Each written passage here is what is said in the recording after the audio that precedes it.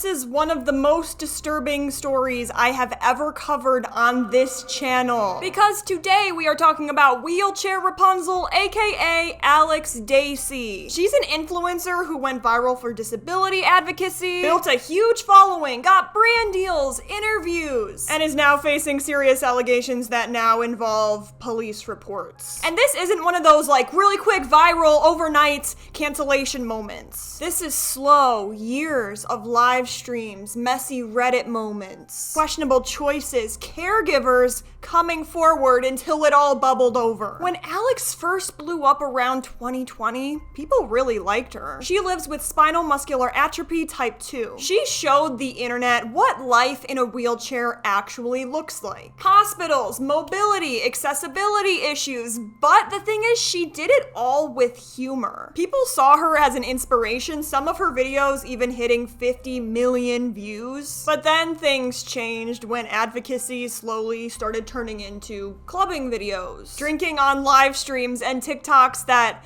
for lack of better words, have I will steal your boyfriend energy. For example, one of the very first times people were like, wait, what? She was at the club waiting in line and she literally drove her wheelchair into someone to make them move.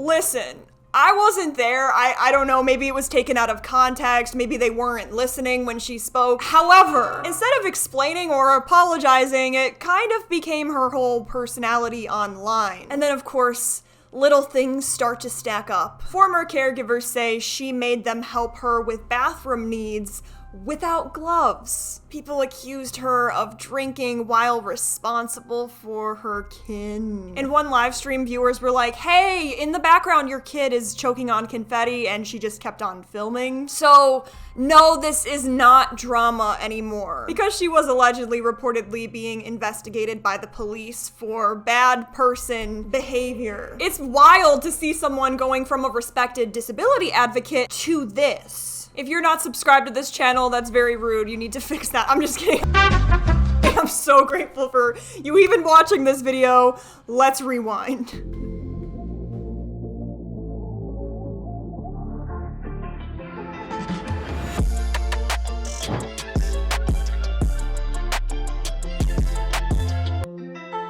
She's getting popular. All right, what do? Of course, release merch, which is normal for influencers, but the way she did it, yeah, that's where things got messy because her design started to look very similar to other creators. And then a controversy happened when she released a shirt called Disabled Lives Matter. The merch allegedly said something like, other than being naked all the time, we'll get into that, this is the second best way to show the world disabled bodies deserve representation. People weren't just mad about that, they were also mad because she's using the Black Lives Matter slogan, which is a movement against systemic racism and police brutality. But it's not necessary to copy that exact phrasing right now and overshadow. So when you're using this Disabled Lives Matter on a t-shirt, it looks a little bit more like marketing than activism. One person even left a very respectful comment. I support disability awareness, but using BLM phrasing feels wrong. Then Alex responded, they've been discontinued. Thank you for the feedback, smiley face. Oh no, okay, I take it back. What's this?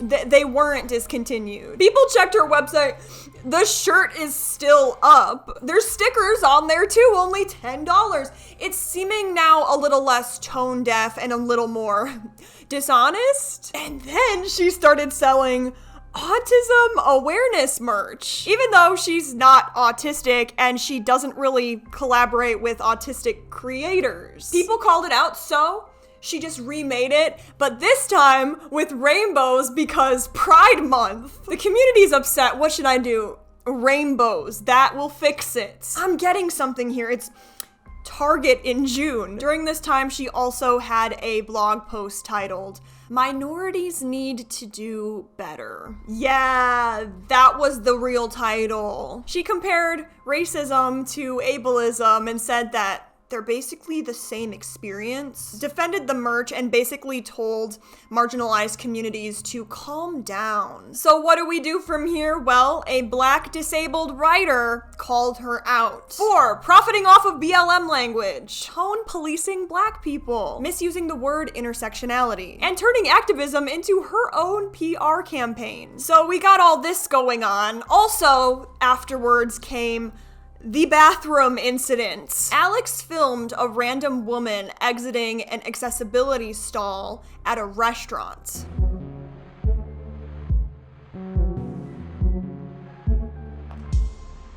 She started lecturing her on camera about how she was using the disabled stall as a luxury. Now, if she did go in there and like all the other stalls were open and she just wanted the bigger stall because random, I don't really put too much thought into which stall I choose. Accessibility stalls are important, so it wouldn't really be great if she had no reason to use it if all the other stalls are open. But then, of course, we're filming a stranger in the bathroom without consent for your TikTok. At this point, the internet was very split. Some people were like, I mean, she's right, those stalls are for accessibility. Others were like, no, yeah, filming someone, though, in the bathroom is insane. So to me, this is looking a little bit like maybe she thought that she was doing the right thing, or maybe this genuinely was like a great way to get views. After all of this, you might think, you know what I need right now is I need to take some time off of the internet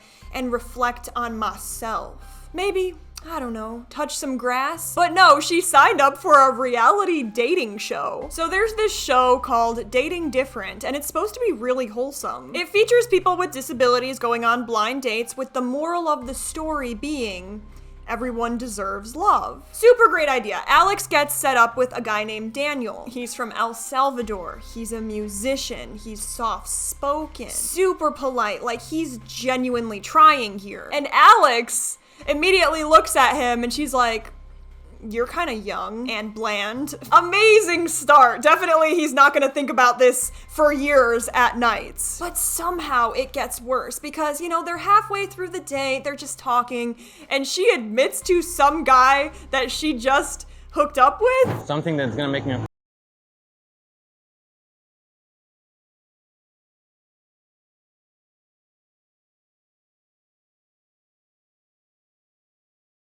One-year-old. 15-1? Yeah. Oh, wow. It was interesting. Yeah, you get that elderly discount when you go to IHOP, so that's cool. Which to me, I'm a woman, I don't try to understand the male species, although I might not tell someone on a first date about my other sexual relations. And Daniel is just sitting there, he's just like, that's cool, so what music do you like? That's not even close to the worst thing that she's done, but that was a moment where viewers were like, girl, is this advocacy or attention? Like, what's happening? Clearly, I am incorrect about the male species because Daniel immediately was like, all right, I'm in. He leaned in and he was like, hey, you want to go somewhere a little more private? My wink. The episode was real wholesome. Yeah, it was really sweet. The AARP, right? Yeah.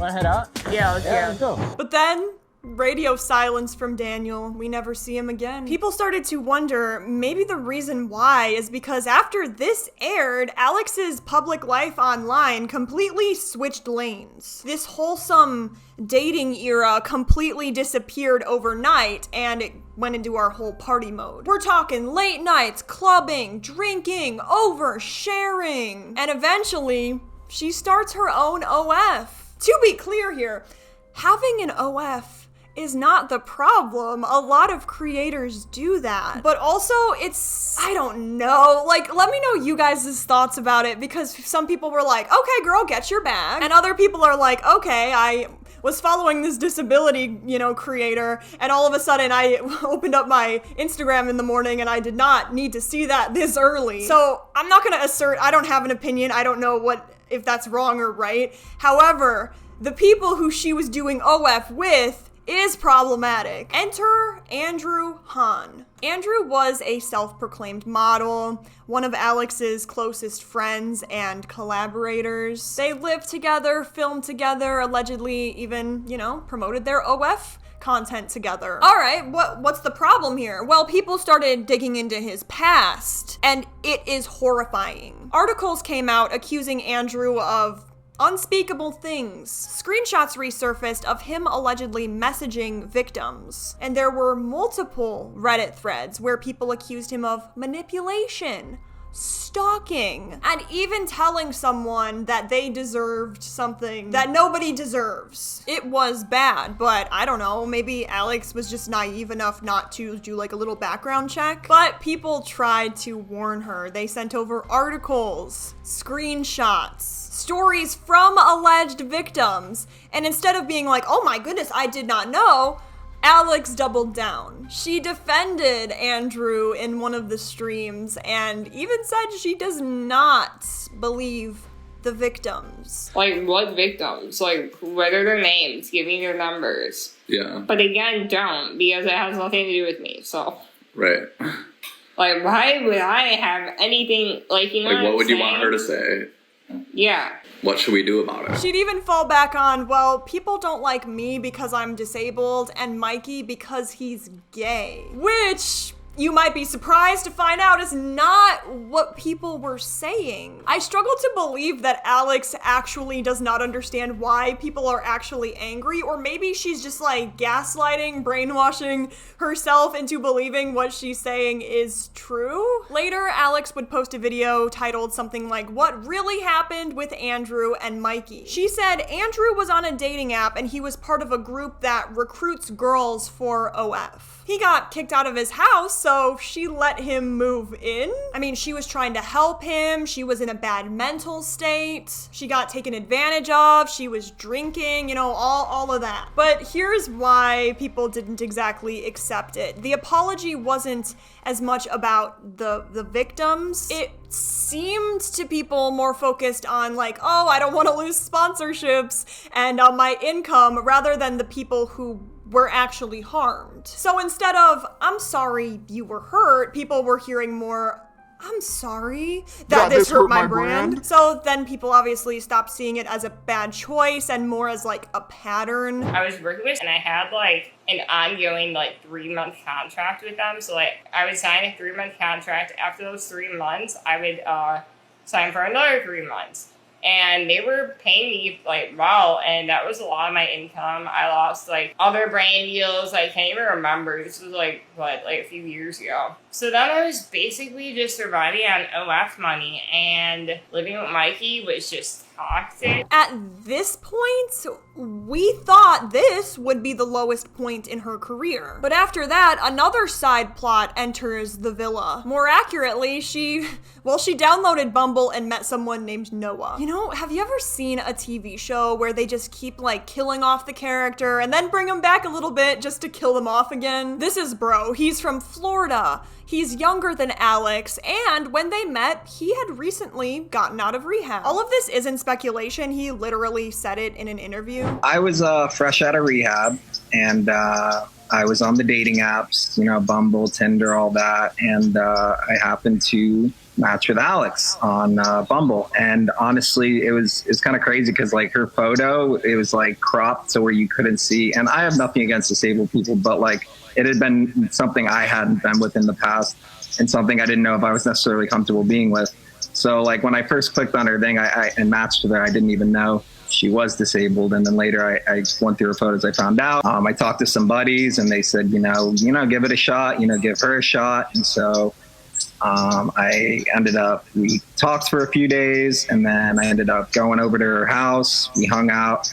The first red flag, though, was I was in recovery and she was drinking alcohol right in front of me. Now listen, dating someone in recovery is not an issue, but drinking in front of them when you're fresh out isn't exactly supportive. I mean, it depends on the person. However, I strongly would not recommend offering them a drink. But okay, I mean, maybe she didn't know. It's okay to make mistakes. Maybe she learned. What's this? This wasn't just a one-time slip, though. Alex has always been open about drinking during live streams, at nice parties out. It was part of her image, which I don't know, like I'm not gonna diagnose anyone with any substance use disorders, like okay. But when your partner is trying to stay sober, I'm not sure that this is the best aesthetic to be throwing around online. But when your partner is trying to stay sober, that's when it stops being so much, oh, a party girl aesthetic, and maybe a little irresponsible.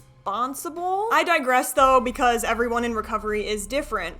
Anyway, 4 months after they got together, Alex falls pregnant. We got someone who's fresh out of rehab, someone who drinks regularly, and someone with a high-risk pregnancy in all of it mixed together. What could go wrong, right? Because instead of stepping back, getting stable, staying low, they're like, we need to get into full influencer mode. They announced the pregnancy and almost immediately launched a couple's YouTube channel. They called it The Interabled Couple. And the very first video wasn't like, hey, so this is who we are, this is how we met. No. It was, hey, I'm disabled, he's recovering, this is our love story. This is straight from a Netflix docuseries energy. Today's video is sponsored by Raycon. Raycon's essential open earbuds keep your ears open while also delivering crystal clear sound. They just sit right outside your ear canal so you can still hear everything going on around you. They're lightweight, all day comfortable, and secure fit means they stay put.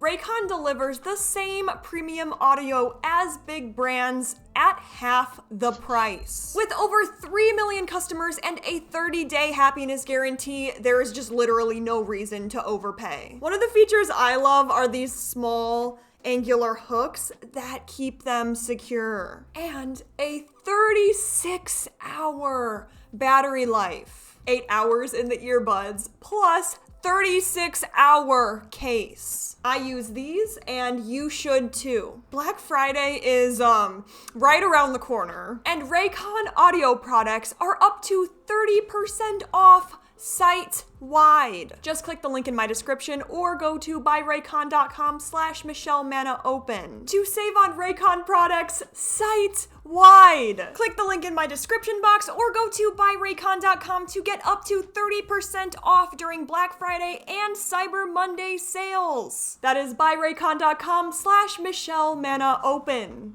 From there, it got even more intense. I mean, their next video is titled, TSA searched my wheelchair for drugs. Fly to LA with us. During this time, they were doing OF, and Alex said that this was their main paycheck. Then Noah randomly made his page free, like full access, no paywall, which I don't understand the linguistics, I don't know if that's even the right word, of OF, but is that like the best marketing strategy?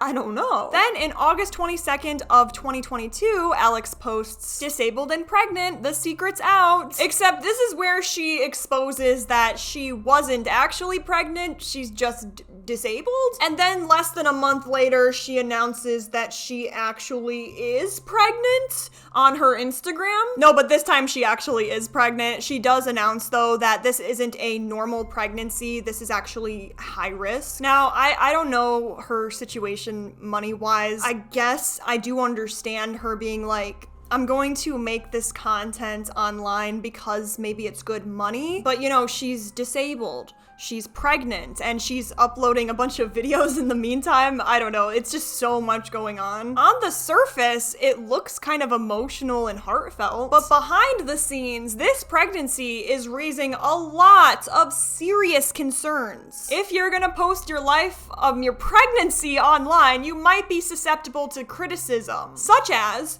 she openly admitted that this is a high-risk pregnancy and yet waited to get prenatal care. She was also taking a medicine called Evrysdi, a medication for SMA that doctors warn, if taken while pregnant, can lead to birth defects. When the baby eventually arrived and was in the NICU, people said that she went out clubbing and drinking. Allegedly, it got serious enough that CPS, Child Protective Services, was actually called. Now, okay, whatever reason she has for uploading videos, whether it's a mix of attention and monetization, you can clearly see she's posting a lot of daily updates, emotional TikToks, clickbait titles, of her and her baby and her pregnancy, and those became some of her most viewed videos ever. Meanwhile, though, her relationship with Noah, her baby's father, was falling apart. He had become her full-time caregiver before he relapsed and went back to rehab before the baby was born. She didn't put his name on the birth certificate, so of course their relationship cracked even more. And then after the baby was born, Alex allegedly went back to drinking even more than before. It was right around then when people started noticing more patterns on her TikTok. Nearly every video was very much making it clear that she was a disabled mother. Single disabled mom makes lunch. Disabled mom tries Lululemon. Grilling as just anything. Going to Mars as a disabled mom. So it's tricky because talking about being a mother and also being disabled isn't really an issue, but when it's placed into every single video, people are like, maybe this isn't so much awareness and more so her brand. I think it's the vibe too, because I think it's possible to make videos titled very similarly, but the way that they're enacted come off as more, I want to educate you, and less like, look at this is different. And the irony is that Alex had made posts in the past saying, hey, don't turn disabilities into inspiration. And then she slowly started doing exactly that. Some people felt sympathy, others said it felt manipulative, like emotional clickbait. Remember her OF? Well, things are now starting to shift, not just in her style, but in her intentions. She began posting nearly nude photos on her Instagram, saying things like, hey, disabled bodies are beautiful too. And to be clear, disabled people absolutely deserve representation, confidence, visibility. The issue people were having wasn't that she was showing her body. It was that it started to feel more like a marketing than a message, much like all her other content. Especially when it leads directly to your OF. Even when she was pregnant, like 26 weeks pregnant, she would post pictures of her nude. But after giving birth, she would post pictures of her nude while holding the newborn more than once. So now people are just like, Alex, why is your baby now part of your content pipeline? Not only that, Alex would start posting pictures of her, holding her baby in her wheelchair. Alex was smiling, and a lot of viewers started pointing out, your baby it looks startled and scared. Comments started saying stuff like, that's the startle reflex. She thinks she's going to fall. So, I get that it's hard being a mom online, and there's some stuff that you're gonna post and people are gonna be so nitpicky. Stuff like this, though, I would venture, there's body language signs with babies that are kind of undeniable. Correct me if I'm wrong, I've never been a parent. So this would be game theory, that the baby was being used for engagement and shock value, allegedly. Instead of addressing the concerns, Alex went on a different channel called Truly in a video titled, Trolls Say I Can't Be a Mom Because I'm Disabled. That's where people started getting frustrated, because that wasn't the criticism. Nobody was here saying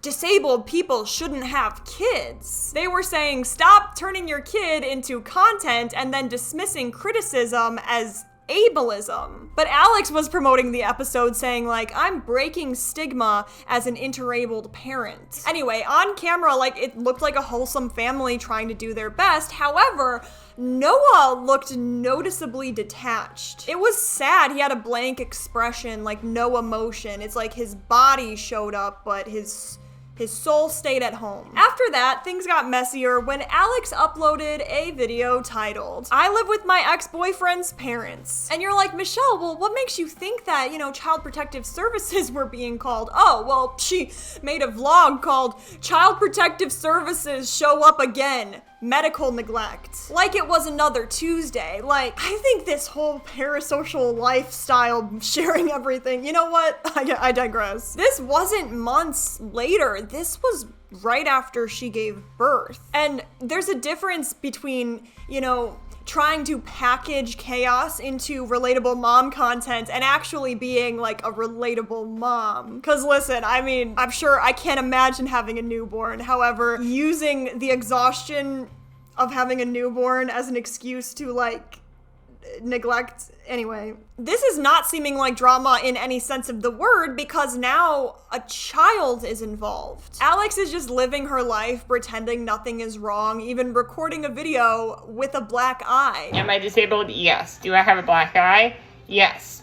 Before we get into the black eye, alright, let's just get into the black eye. So I was out downtown Chicago, just having some drinks, having some lunch. Ari was away with her grandparents for the weekend, so I'm like, alright, I'm gonna have a little mama's day. So during my pregnancy, my seatbelt broke, and I never fixed it, which was not a smart move. So I was leaving the restaurant, and I'm like, I'm gonna go home, I'm tipsy and feeling good, I'm having myself a good day.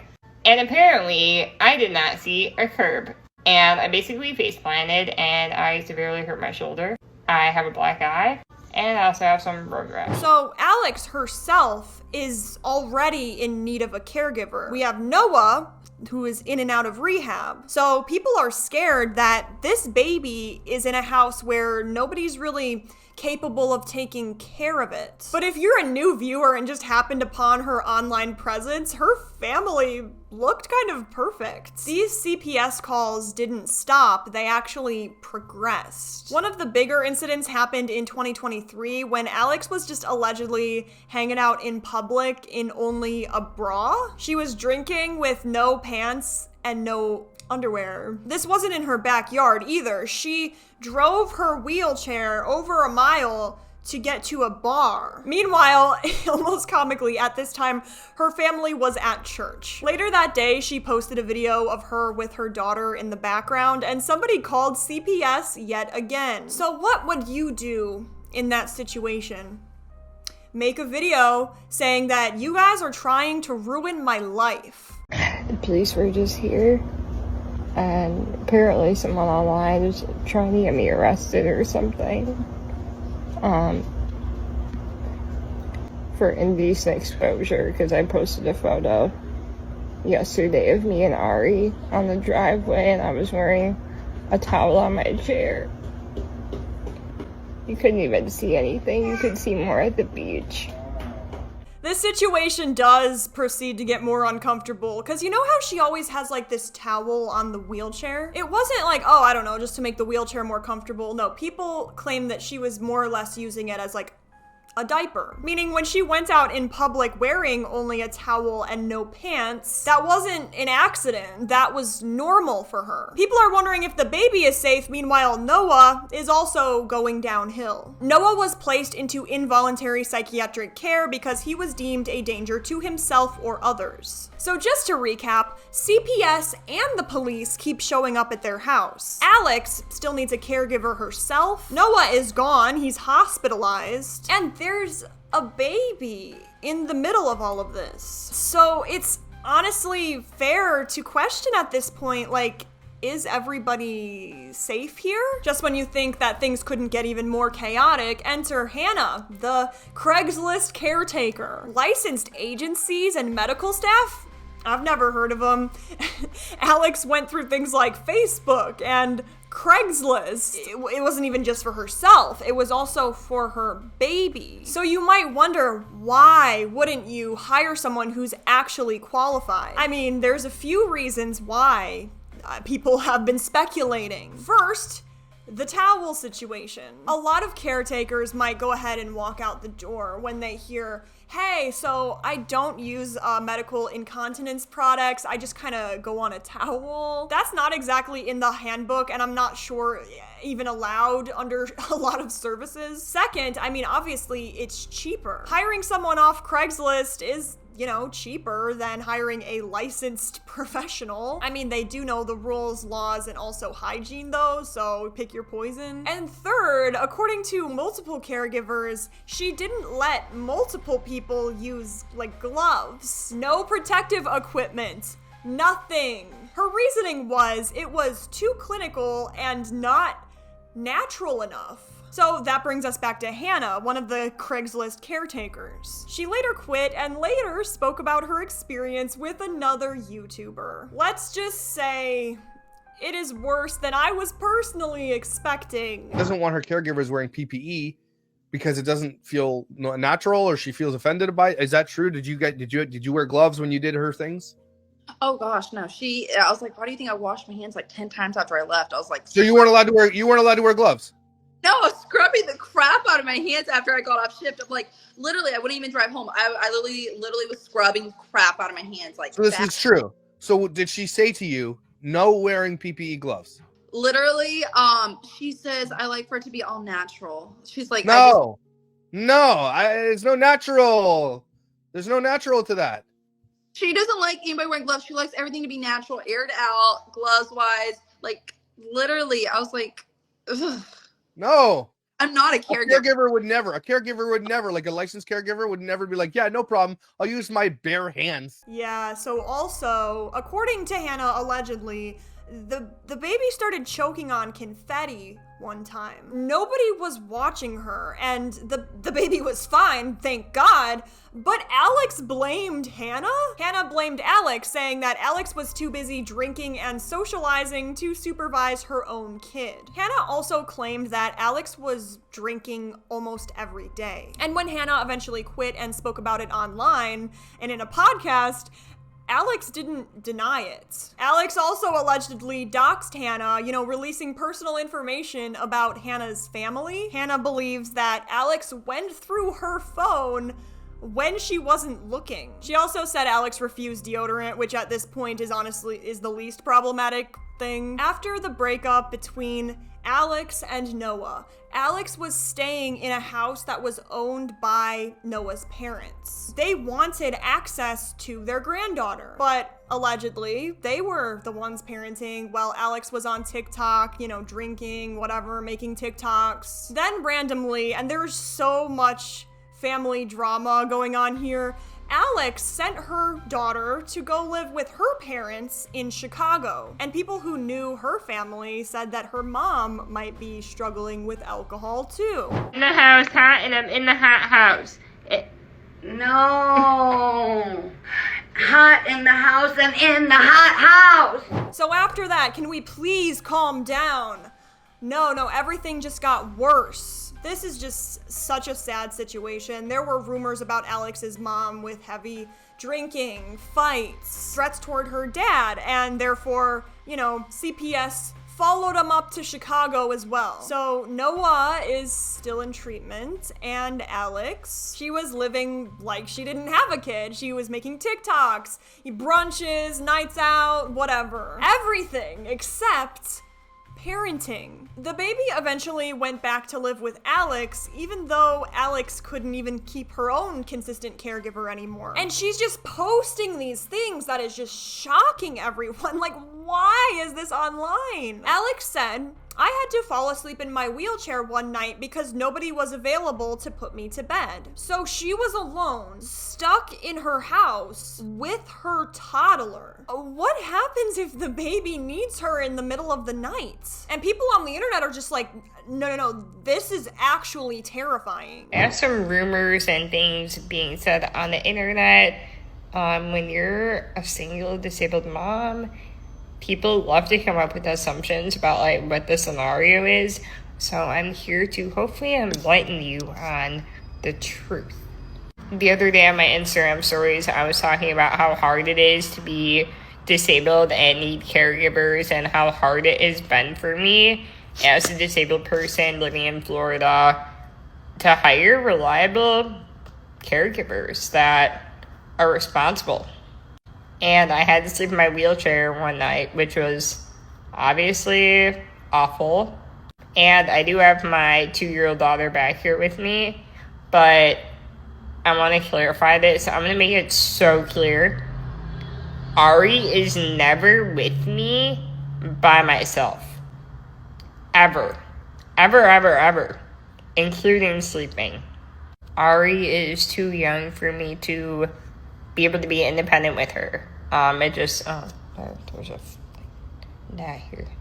But it is what it is. And I don't take her safety lightly, and she is never with me by myself. Ever. You're sleeping in your wheelchair, and she's in her crib, with the little tent that I have on her crib.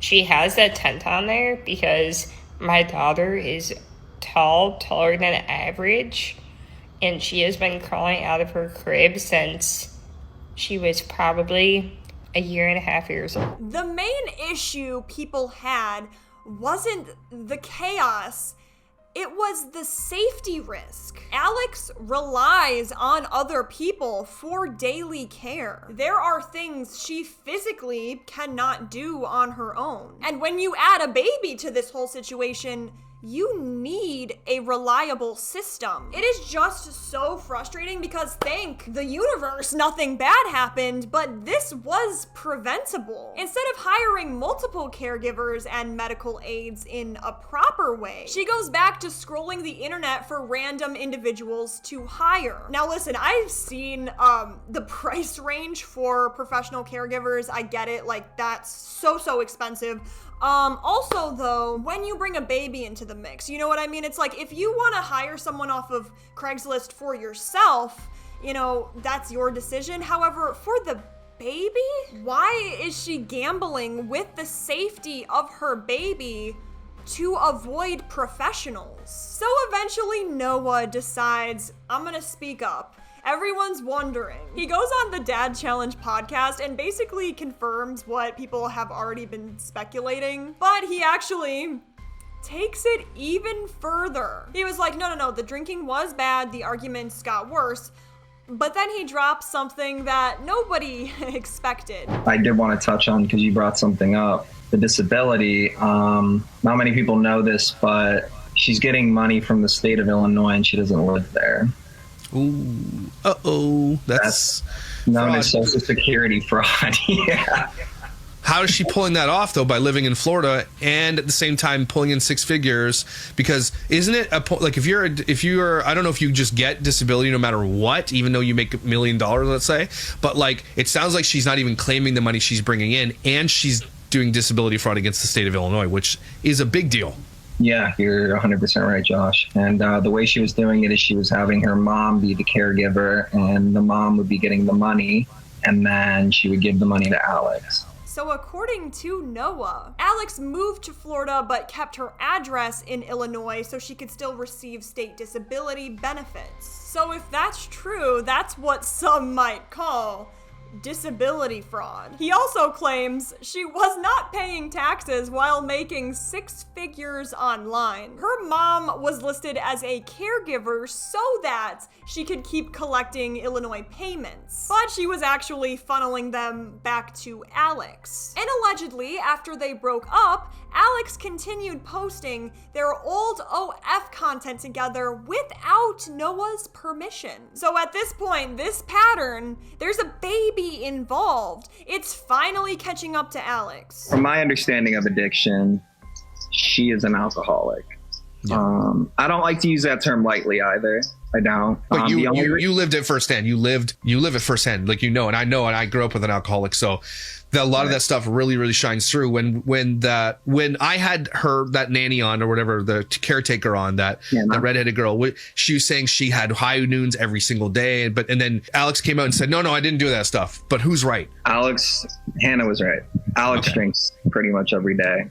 She goes through like periods where she'll like claim abstinence, but no, she drinks every day and she drinks a lot. She doesn't have just one or two. She drinks to get blacked out. Like she drinks to get. Around this time, Alex is still inviting questionable creators into her space. One of them was a guy named Dylan, and he was a small creator just trying to build up his social media. He goes over to hang out with Alex, but when he gets there, she's clearly intoxicated. Instead of leaving or helping, he whips out his phone and starts recording her. And then he posts it on Instagram. There were also claims that he asked her for money and might even sent her threats afterward. So yeah, he's not a great guy, but the thing is, letting very questionable people into her life is not new for Alex. First Andrew, now Dylan. This is becoming a pattern. So absolutely, we can all agree Dylan should not have recorded her in that state. But also, what state is she in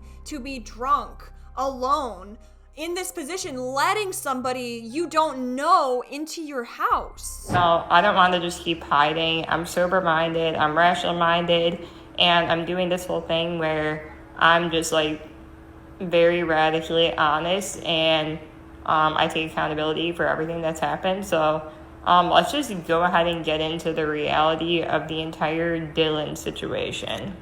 So I found out about Dylan, saw some of his videos. I thought he had an interesting look to him. At this point, yes, I was in full-blown addiction, drinking every day, very bad, like did not make very good decisions. So I decided, hey, let me invite him over and let's make some videos together because I think they would do really well. Again, I was very intoxicated during this entire thought process. Before I had him over, I was giving him some like tips and tricks on like how to grow your platforms on OF and on TikTok.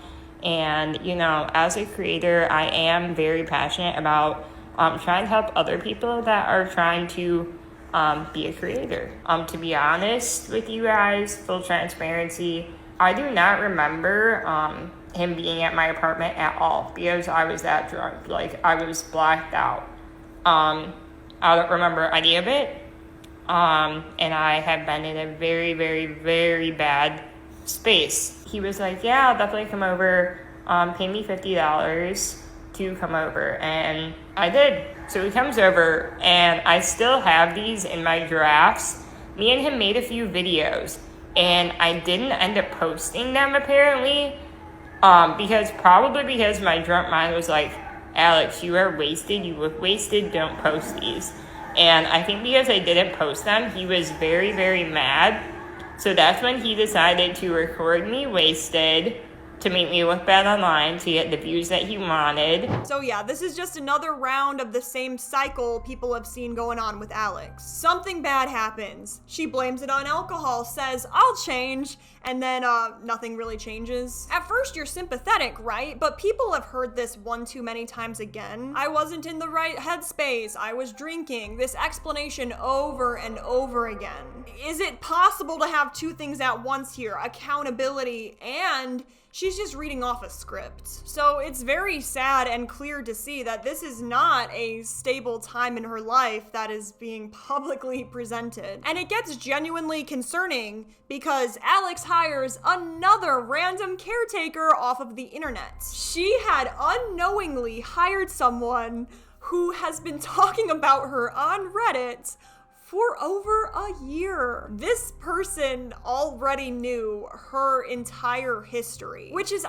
honestly very scary and sad because like I don't even want to think about how people could have taken advantage of this situation even more. The caretaker worked for her for a very short time and then she was fired or she quit, whichever side of the story you want to believe. And this caretaker Redditor went straight to Reddit to share all of her experiences, obviously. She said Alex was drinking constantly on and off camera. Hygiene was neglected in ways that were hard to ignore. And then came the most serious claim. Alex allegedly invited a boy into her house to help bathe her and put her to bed. We'll get to that again later, but Alex did make a response video. She addressed the drinking accusations, you know, the hygiene stuff, but that last allegation there. She didn't mention it at all. No denial, no explanation. Silence. Yeah, I would be much more worried about that third one there than your hygiene issues. And people are just here like, you guys, this is not influencer drama. This is genuinely uncomfortable. Let's hop into it. So as a disabled person, I have to hire caregivers to help me with my daily living tasks. Now, I've been doing this since I was 18 years old and I went to college. So I've been hiring people since, I was 18, so over 10 years. But since I moved to Florida, it has been a complete shit show. This is kind of like a bit of a long story, so I might have to make more videos, but essentially I met someone 5 months ago that I hired, but then I ended up going to Chicago for a few weeks to be with my daughter for the holidays. I had done several interviews, and I'm telling you, the caregiving situation has just been so challenging for me in Florida. It really wasn't like this in Chicago. And I was very desperate for a caregiver. So she's been working for me for about, 2.5 months, something like that. And I had to let her go because she just wasn't able to fulfill the job that I hired her to do, amongst other things that I'm really not going to get into. And I come to find out that she originally was a Redditor on my Snark page that was talking crap about me before I even hired her. So, like I said, had to let her go. I did it very professionally, in my opinion, as professionally as I could. And she did not receive it very well. So she decided to go online and start telling the internet a bunch of shit. It turned out the story involving the young boy was true. I have the police report right here. I met with RP, who advised of a very unusual incident that occurred on 4/13/25 involving her son. Father dropped him off around 7:30. She received a text that he was downstairs and awaited his arrival. She grew concerned when she noticed he had not come to the apartment. She looked at his location and saw that it was still in the building. She sent a few texts before she went down to look for her son. Finally received a text from her son stating he was helping a disabled person enter their apartment, later identified as Alexandria. She was relieved that he was okay. When she asked when he was coming home, she did not respond and began to call, but got a message saying he was still at apartment 308 helping. She got frustrated and went downstairs to see what was going on. And when she knocked at the door, it wasn't until later that her son told his mother what he had to do, which upset her, and notified the authorities. Her son told her that Alex asked if he could help her take a bath, which he obliged and helped her to undress and enter the bath. Then he waited until she was done and helped her out of the bath. Then he had to make her bed and help clothe her. When his mom heard of this, she became upset as she mentioned what type of person would ask a minor to help them take a bath, etc. I then spoke with the son.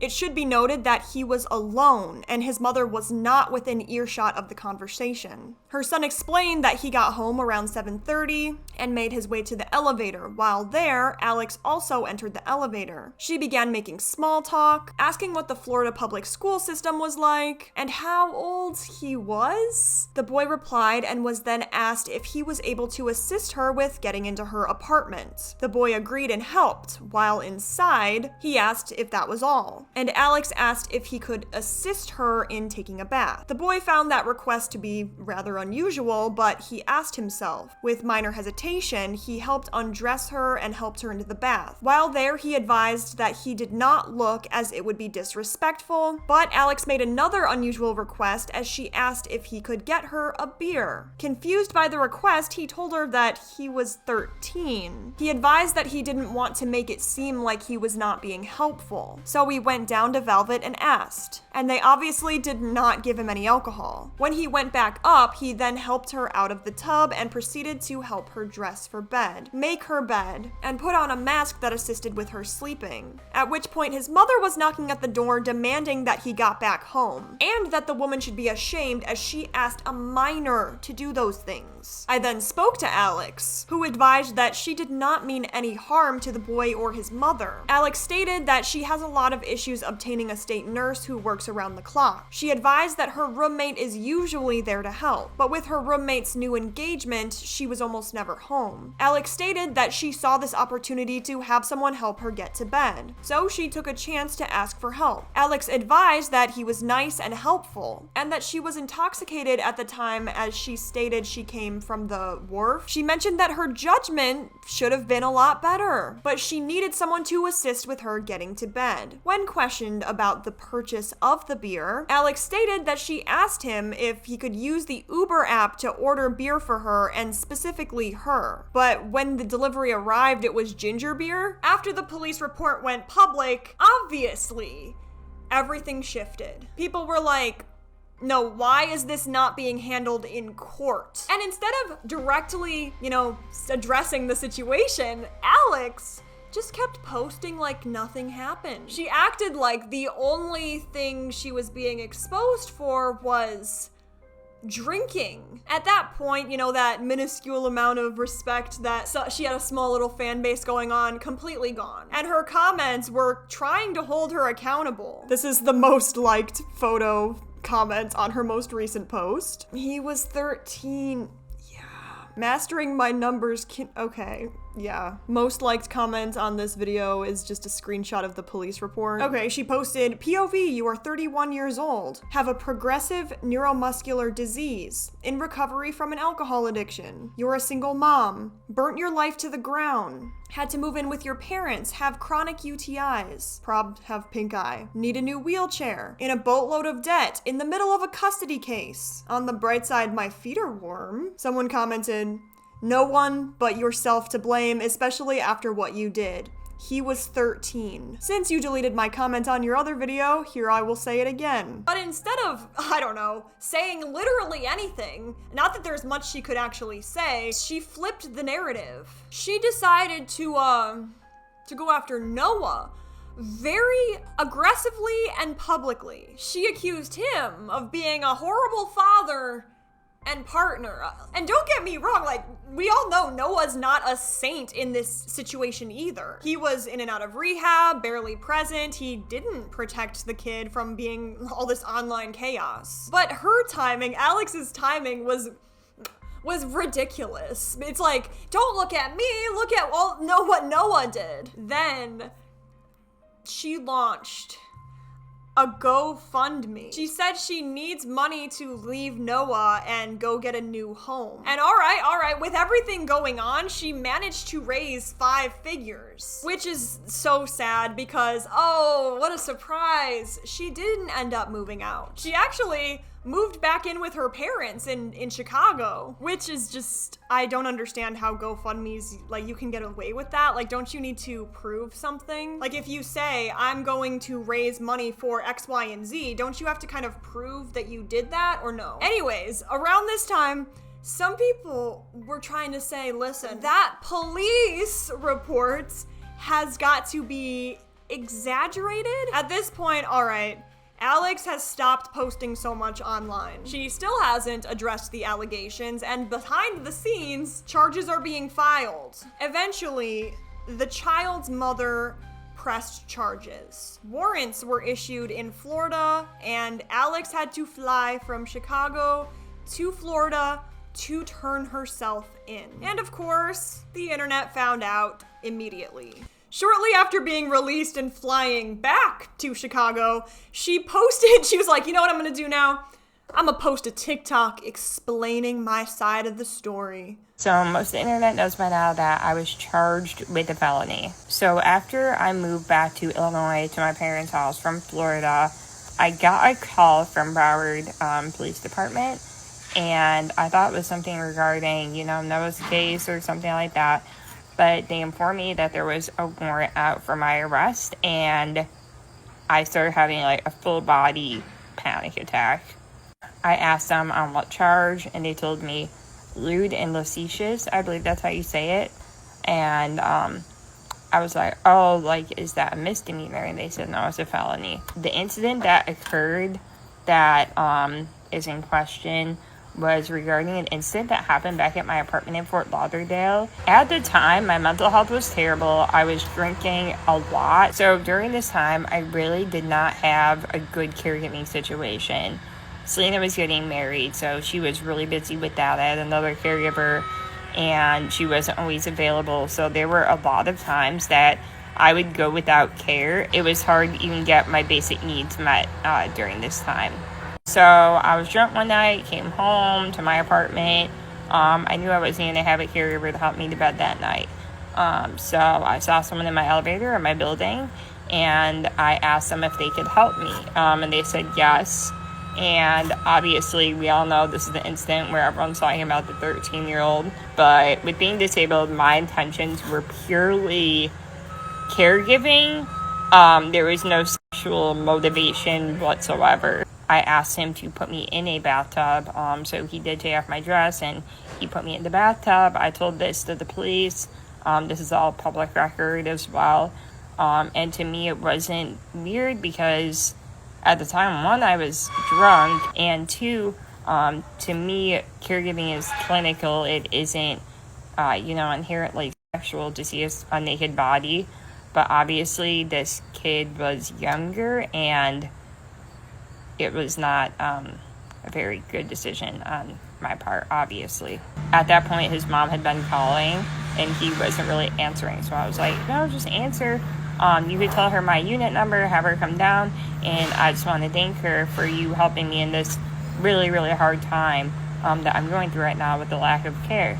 His mom did come down when I was in my bed, so I didn't even see her or anything in her face, but she just started yelling at me, and she was very, very upset. I didn't end up going to jail or getting processed the traditional way because they weren't equipped to handle someone with my type of disability. So at this point, I think it's fair to say that you really can't use disability as an excuse to do literally anything. No, there's not much to say about it. We get it. It wasn't intentional, but that does not erase the impact. I was drunk. I was overwhelmed. I had a panic attack. But it really does not take into consideration how the other party probably felt in this situation. It's just also hard for me to believe that she really didn't see a problem with this. And at what point, I think we found it, do we stop blaming things on mental health? No, absolutely, mental health can be an explanation for many things.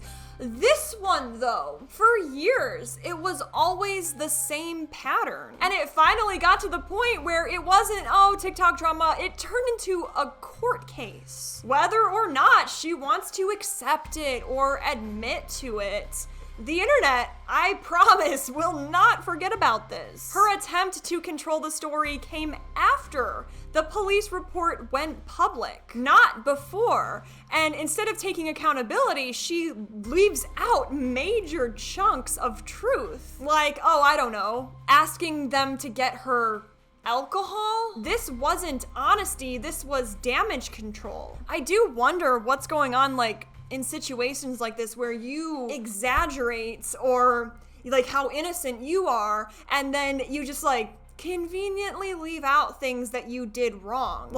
Are you gaslighting yourself, or you know what you did is wrong and you just don't care? Or I don't understand the psychology of it. People who rely on this income and this validation online, when presented with something this massive, they might feel hey, if I can control the story, I can control the consequences. So instead of being all right, here's my cards, you guys, they're gonna go, all right, what does the public know? How bad does it look? Can I spin this to make myself look like I'm just misunderstood or I'm a victim? This is not only used on social media, but is a great example of impression management. But also, there could literally be a level of cognitive dissonance here. She might, I don't know.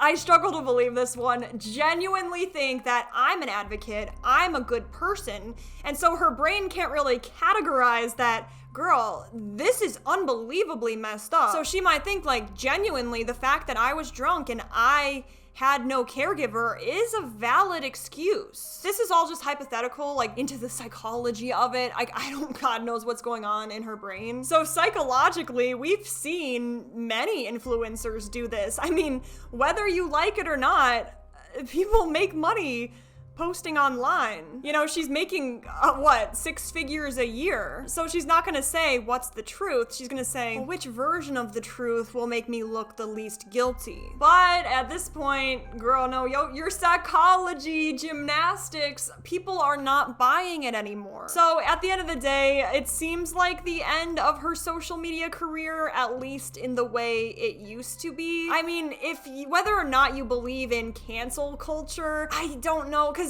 she could just continue posting and hope that people forget about it and still make like as much as a minimum wage job would. But in reality, actually recovering from this isn't like a scandal like, you know, Gabby Hanna, like, you know, selling fake makeup brushes. This is unforgivable. Maybe she'll try to rebrand, you know, disappear for a while, come back with a soft piano TikTok and a quote about healing. But the internet, it has quite the memory. It has the memory of elephants. They don't forget nothing. So I'm curious what you think. I mean, in cancel culture, do you believe in second chances? For this cancel culture, I would say is different. Like, is this even cancel culture or wanting something actually despicable off the internet? For the algorithm, comment below a brain emoji if you made it to the very end so I know your brain is still with us. It honestly is insane to me when I see those because it's like, oh my god, people actually finished this absolutely disturbing video. Also, if you're curious, after I record videos like this, I actually am brain dead for the rest of the day. I got in comments like, how do you? No, I don't cope. I'd be sitting there like, for the rest of the day now, so I signed up for this. If you would like to give me a algorithm cupcake, I'm getting so unoriginal with these, give this video a thumbs up and subscribe. Thank you for watching, take care of yourself, and I love you guys. Peace out.